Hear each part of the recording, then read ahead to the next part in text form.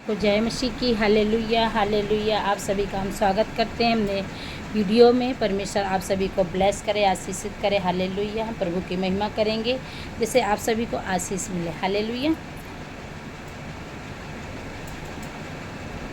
परमेश्वर पिता परमेश्वर, तू ही है दाता हमारे जीवन का, जीवन से भी है उत्तम तेरी करुणा सदा हम पर। परमेश्वर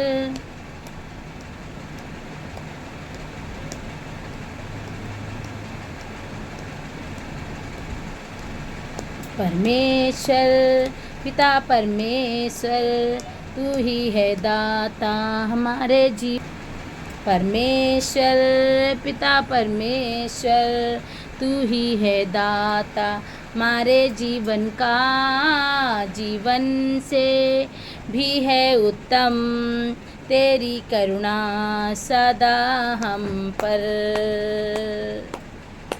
परमेश्वर बंजर जमी से तू उगाता है फसल, सूखी नदी से तू बहाता प्रेम जल। बंजर जमी से तू उगाता है फसल, सूखी नदी से तू बहाता प्रेम जल। ये आसमां और ये जमी, ये आसमां और ये जमी गाती रहे तेरी महिमा।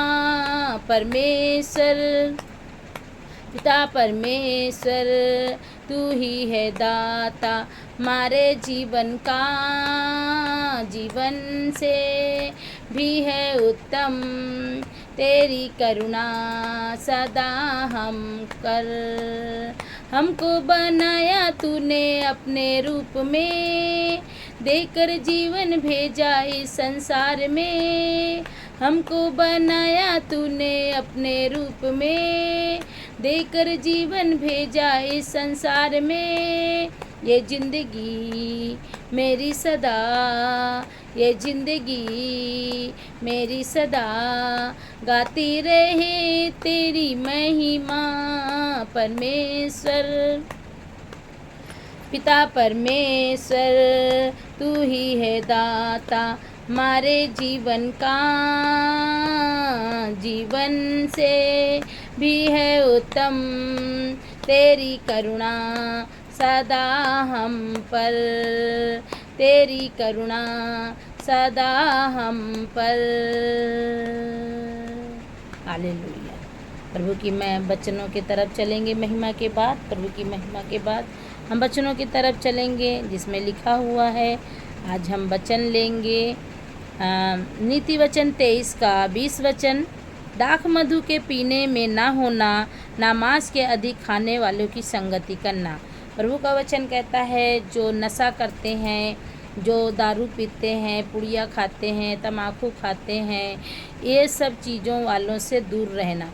और उनसे जो बहुत ज़्यादा मीट मछली खाते, बिना मीट मछली के रह नहीं पाते, उनको सब्जी अच्छी नहीं लगती, दाल अच्छी नहीं लगती, सिर्फ उन्हें दोनों टाइम मीट मछली ये मांसाहारी सामान ही उन्हें अच्छा लगता है, यही ज़्यादा उन्हें पसंद आता है। तो परमेश्वर का वचन कहता है कि पीने वालों से और अधिक इतना खाने वालों से दूर रहना। हालेलुया। क्योंकि पियक्कड़ और पेटू अपना भाग खो देते हैं। जो पियक्कड़ होते हैं वे पेटू होते हैं, और जो पियक्कड़ होते हैं वो पियक्कड़ जो होते हैं वो अपने नशे के चक्कर में, अपने पीने के चक्कर में, अपने लत के चक्कर में, अपने आदत के चक्कर में अपने घर की हर एक चीज़ों को बेच देते हैं, और अपने बच्चों का, अपने घर के कोई भी सामान को ध्यान नहीं देते, बच्चों का ख्याल नहीं रखते, घर गृहस्थी का ख्याल नहीं रखते। बस उन्हें एक ही होड़ लगी रहती है कि बस मुझे पैसे कहाँ से मिलें तो मैं जल्दी से पीने के लिए जाऊं, मैं जल्दी से मैं ये करने पाऊं। तलब में बिल्कुल बेकरार रहते हैं, पागल हो जाते हैं इतना तलब के पीछे। तो परमेश्वर का वचन कहता है ये पीने वालों से तुम दूर रहना। अब पेटू से मतलब जो ज़्यादा खाते हैं, हमेशा खाते रहते हैं, प्रार्थना नहीं करते हैं, उपवास नहीं करते। अरे हम उपवास करेंगे तो हमें खाना नहीं मिलेगा, हम खाएंगे नहीं, हमें भूख लगती है बहुत, और हमारी भूख हमें बर्दाश्त नहीं होती है। आज बहुत अच्छा सामान बना, आज बहुत अच्छी डिश बनी है जिसे हम तो भाई नहीं रह सकते हैं, उपवास आप लोग रहो। तो परमेश्वर का वचन कहता है कि पेटू लोगों से भी दूर रहना चाहिए, क्योंकि परमेश्वर का वचन कहता है कि मनुष्य सिर्फ रोटी से ही नहीं बल्कि परमेश्वर के वचन से भी जीवित रहेगा। रोटी खाना पीना खाने से जीवित नहीं रहेगा, सिर्फ वचन से जीवित रहेगा। परमेश्वर का वचन कहता है कि अगर तुम संसार के अनुसार चलोगे, देह के अनुसार चलोगे तो मरोगे, पर परमेश्वर के अनुसार चलोगे, प्रभु वचनों के अनुसार चलोगे, विधियों के अनुसार चलोगे, आत्मिक में चलोगे तो तुम जीवित रहोगे, तुम्हारी लंबी उम्र होगी, तुम लंबे साल तक जीवित रहोगे। कोई भी बीमारियां आएंगी पर वो पल भर की होंगी, तुरंत चली जाएंगी। तो परमेश्वर का वचन कहता है कि पियक्कड़ लोगों से और पेटू लोगों से वो अपना भाग खो देते हैं, वो अपनी इज्जत खो देते हैं, अपनी महिमा खो देते हैं। जहाँ देखो वहाँ उन्हें पीना और खाना ही दिखाई देता है, और इसके सिवा कुछ दिखाई भी नहीं देता है, क्योंकि पियक्कड़ और पेटू अपना भाग खोते पिनक वाले और निछड़े पहने पड़ते हैं। प्रभु का वचन कहता है सच में कि जो पीते हैं, बहुत ज़्यादा शराब पीते हैं, जो नशेली होते हैं, वो क्या कहते हैं कि वो कपड़े इतने गंदे पहने होते, फटे पुराने पहने होते हैं, उनसे बच्चे उनके फटे पुराने कपड़े पहने होते हैं, घर को नहीं देखते हैं। तो क्या कहता है, पिनक वाले की चिथड़े पहने पड़ते हैं। जो पीते हैं उनके बच्चे, उनका घर परिवार क्या करते हैं, वो सब जो भी पैसा कमाते हैं वो सब दारू में चला जाता है। जो भी उनके घर गृहस्थी में सामान रहता है वो भी बेच देते हैं, और फिर इसका पैसा नहीं है तो कहाँ से कपड़े और कहाँ से खाने को आएगा। तो जो भी उनके पास है वो ही पहनेंगे तो कितने साल चलेगा। तो परमेश्वर का वचन कह रहा है कि इन लोगों से दूर रहना, अपने जन्माने पिता की सुनना, और जब तेरी माता बूढ़ी हो जाए तब भी उसे तुच्छ न जानना।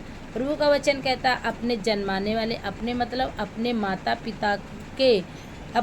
पिता को कभी ना भूलना, क्योंकि उन्होंने तुम्हें इस संसार में तुमको लेके आया। तो इसलिए आप अपने माता पिता की आज्ञाओं को माने, उनकी बातों को माने, उनकी डांट से कभी भी मुंह ना फिराएं, क्योंकि परमेश्वर का वचन कहता है कि अपने जन्माने वाली माता की सुनना, अपने जन्म देने वाले अपने माता पिता की हमेशा सुनना, उनकी बात मानना, और जब तेरी माता बूढ़ी हो जाए तब उसे तुच्छ न जानना। जब आपके माता पिता बूढ़े हो जाएं, जब कमाने के लायक ना हो, कुछ भी देने के लायक ना हो, तब आपका फ़र्ज बनता है कि आप अपने माता पिता की, जैसे माता पिता ने आपकी सेवा की, आपकी हर एक इच्छाओं को रखा, वैसे आप भी अपने माता पिता जब बूढ़े हो जाएं तो उन्हें बोझ न समझें, उन्हें तुच्छ न समझें, उनको अपने घर पे रखें और उनका पालन पोषण करें, जैसे आपका बचपन में उन्होंने किया। आपकी सारी इच्छाओं को उन्होंने पूरी किया, अपनी इच्छाओं को मार के, अपने मन को मार के आपकी इच्छाओं को पूरा किया। इसलिए उनको कभी भी तुच्छ नहीं जानना, अपने माता पिता को कभी भी तुच्छ ना जानना। प्रभु वचन ये कहता है, सच्चाई को मोल लेना बेचना नहीं, सच्चाई को मोल लेना बेचना नहीं, और बुद्धि और शिक्षा समझ को भी मोल लेना। प्रभु कहता है कि सच्चाई मतलब सच को ग्रहण करना, मोल लेना मतलब सच को ग्रहण करना, जो सच है, क्योंकि सच में जो कहा गया है, कहावत भी है कि सच कड़वा होता है, मगर जो सच है उसको मानना और बुद्धि से मानना, सच को मानना, सच्चाई को मोल लेना, उसे बेचना नहीं। सच्चाई, अपने सच्चाई पर रहना, अपनी सच्चाई को, अपनी धार्मिकता को, अपने धर्म के कामों को, अपने ईमान को नहीं बेचना। बहुत से लोग होते हैं कि अपने ईमान को बेच देते हैं पैसों के लिए। तो परमेश्वर का वचन कह रहा है इन सब चीज़ों से दूर रहना, अपने ईमान को नहीं बेचना। और प्रभु का वचन कह रहा है कि शिक्षा को, बुद्धि और शिक्षा को, समझ को भी मोल लेना। मतलब जब बुद्धि होगी तभी आप अपना सब कुछ पूरा कर सकते हैं। आपके पास शिक्षा होगी, पढ़े लिखे होंगे तो हर एक जगह पे आप जा सकेंगे, बात कर सकेंगे, हर एक काम कर सकेंगे, व्यवहार उस तरह से कर सकेंगे। आप पढ़े लिखे होने के बाद आप अच्छी व्यवस्था कर सकते हैं, अच्छे कामों को कर सकते हैं, अच्छा परिवार चला सकते हैं, अच्छा व्यवसाय कर सकते हैं, बिजनेस डाल सकते हैं। और समझ को भी मोल लेना, अपनी समझ के सिवाय कोई भी काम मत करना, अपने समझ से काम करना, दूसरों के समझ से काम मत करना, क्योंकि कभी भी कोई ऐसा नहीं है जो आपको फलता फूलता, खाते पीते, पहनते ओढ़ते आपको देखे। हमेशा दूसरे चाहते हैं कि आपको नीचा दिखाएं और आप हमेशा गरीब रहें और बीमारी में रहें, मरते रहें। तो प्रभु का वचन कहता है अपनी समझ से काम करना, अपनी समझ को ध्यान में रखना। कोई भी दुनिया का है, कोई भी घर वाले का है, जो तुम्हें सच लग रहा है, जो तुम्हारा दिल गवाही कर रहा है, तुम्हारा मन गवाही कर रहा है, अपनी समझ से काम करना है और परमेश्वर को पहला स्थान देना।